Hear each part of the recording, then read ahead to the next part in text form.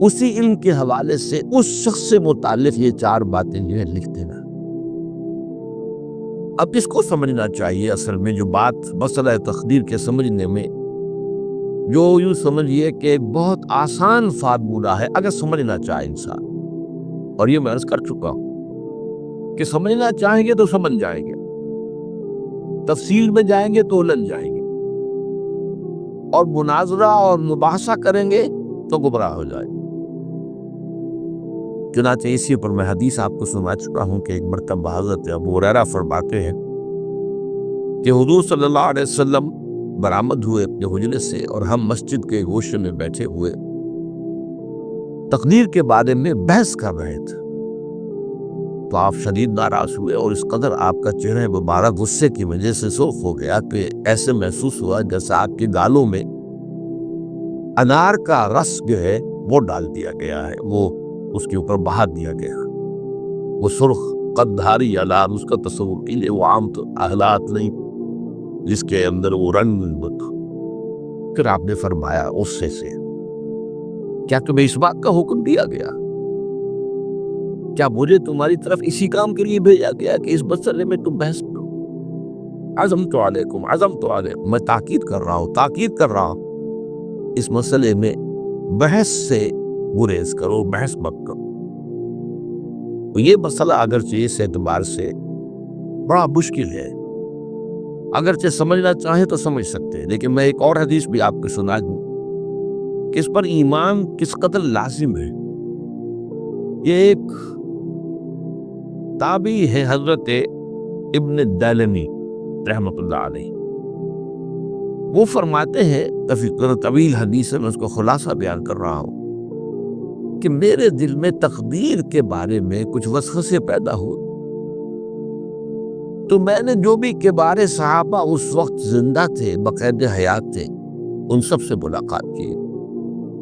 ابی بن کعب رضی اللہ تعالیٰ عنہ، جن کے بارے میں حضور نے فرمایا ہے کہ اقرأہم ابی بن کعب، میرے صحابہ میں قرآن کا سب سے بڑا عالم ابی بن کعب۔ ان کے علاوہ عبداللہ ابن مسعود کے پاس بھی میں گیا رضی اللہ تعالیٰ عنہ، جن کی حدیث ہم پڑھ رہے۔ حذیفہ بن یمان کے پاس پر گیا رضی اللہ تعالیٰ عنہ۔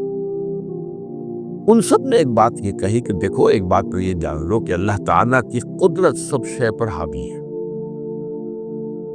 اللہ تعالیٰ اگر لو ان اللہ عذب اہل سماواتہ و اہل ارضہ عذبہم وہو غیر ظالم لہم، اللہ اگر تمام آسمان والوں کو اور تمام زمین والوں کو عذاب دے تو اسے عذاب دینے کا حق حاصل ہے، وہ عذاب دے سکتا ہے بغیر اس کے کہ ہم کہیں کہ وہ ظالم۔ تمام زمین والے اور تمام آسمان والوں میں تو نیکوکار بھی آ گئے۔ یہ اصل میں ایک بڑا اہم مسئلہ ہے کہ جو ہمارے اور معتزلہ کے درمیان مختلف سی ہے۔ معتزلہ ہی کے انداز میں اہل تشیع کا عقیدہ بھی ہے کہ اللہ پر عدل واجب ہے، اہل سنت کے نزدیک اللہ پر کوئی شے واجب نہیں، اللہ کا اختیار مطلق ہے، جو چاہے کرے۔ چنانچہ وہ ظالم کو معاف کر سکتا ہے جب چاہے، اور وہ کسی اچھے آدمی کو عذاب دے سکتا ہے جب چاہے۔ یغفر لمن یشاء ویعذب من یشاء واللہ علی کل شیء قدیر۔ یہ سورہ بقرہ کی آخری آیت میں ہے کہ آیات میں سے ہے، لاسٹ بٹ 3 آیت۔ اس اعتبار سے اللہ کا ایک تو اختیار مطلق ہے۔ پھر میں زید ابن ثابت کے پاس گیا تو انہوں نے یہی بات مرفوعاً بیان کی کہ میں نے خود حضور سے سنی ہے یہ بات۔ باقی 3 صحابہ کے بارے میں تو وہ کہتے ہیں کہ انہوں نے گویا کہ اپنی رائے کا اظہار کیا، اور اگر اللہ تعالیٰ چاہے لو رحمہم، تمام آسمان والوں اور تمام زمین والوں کو بخش دے اور رحم کرے، لکانت رحمتہ خیرا لہم من اعمالہم، تو اس کی رحمت جو ہے وہ یقیناً لوگوں کے اعمال سے بہت بالا ہے، بلند و برتر ہے، وہ جو چاہے کرے۔ وہ ابو جہل کو بخش دے، کون اعتراض کر سکے گا؟ اور وہ کسی سے بڑے شخص کو جو ہے وہ عذاب دے، کون اعتراض کر سکتا ہے؟ اس اعتبار سے پھر انہوں نے فرمایا وَلَوْ أَنفَقْتَ مِثْلَ أُحَدٍ ذَهَبًا اور دیکھو ابن دیلمی جان دو، اگر تم احد کے پہاڑ کے برابر سونا اللہ کی راہ میں خرچ کرو گے فی سبیل اللہ، ما قبل اللہ منک حتی یؤمن بالقدر، اللہ تعالیٰ اسے تم سے قبول نہیں کرے گا جب تک کہ تم تقدیر پر ایمان نہیں رکھو۔ اور اس کے بعد فرمایا اعلم، جان لو، انما اصابک لم یکن لیخطئک، جو چیز تم پر واقع ہوتی ہے، کوئی تکلیف آتی ہے، کوئی حادثہ پیش آتا ہے، وہ تم سے ٹلنے والا تھا ہی نہیں۔ مطلب یہ کہ تم سوچو کاش میں یوں نہ کرتا، یوں کر دیتا، اگر یہ ہو جاتا وہ ہو جاتا تو میں بچ جاتا، نہیں، وہ تو آنے والی بات تھی، وہ اللہ کی کتاب، وہ اللہ تعالیٰ کے علم قدیم کے اندر پہلے سے لکھا ہوا تھا، تو موجود ہے، تو وہ تو آنی ہی آنی تھی۔ وَأَنَّمَا أَخْطَأَكَ لَمْ يَكُنْ لِيُصِيبَكَ، اور جو چیز کہ تم سے چھوٹ گئی، جاتی رہی، تمہارے ہاتھ سے نکل گئی، ممکن ہی نہیں تھا کہ وہ تمہیں ملتی، وہ اللہ تعالیٰ کا مجھے علم قدیم ہے، اس کے اندر پہلے سے طے ہے۔ وَلَوْ مِتَّ عَلَى غَيْرِ هَذَا لَدَخَلْتَ النَّارَ، اگر دیکھو تم غور سے سن لو، اگر اس عقیدے کے سوا کسی اور پر تمہاری موت واقع ہوئی تو جہنم میں داخل ہو جاؤ۔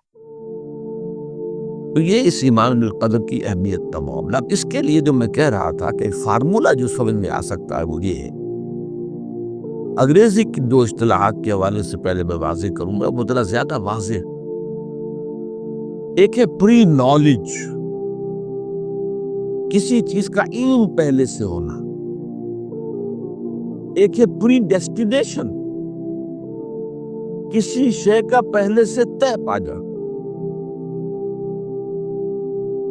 ان دونوں میں گڑبڑ کا نہیں کرنا چاہیے۔ اللہ کا علم قدیم اس کے جبر کو مستلزم نہیں ہے، اس کا علم ہے یہ کہ تم یہ کرو گے، اس کا مطلب یہ نہیں ہے کہ تم اس کے جبر کے تحت کر رہے۔ اس کی سادہ سی مثال میں دیا کرتا ہوں، پھر میں عرض کروں گا، سمجھنا چاہے تو یہ فارمولہ بہت کافی ہوتا ہے۔ آپ کسی بچے کے سامنے کوئی کھلونا ڈال دیں، آپ کو تقریباً یقین ہے وہ متوجہ ہوگا، اسے اٹھائے گا۔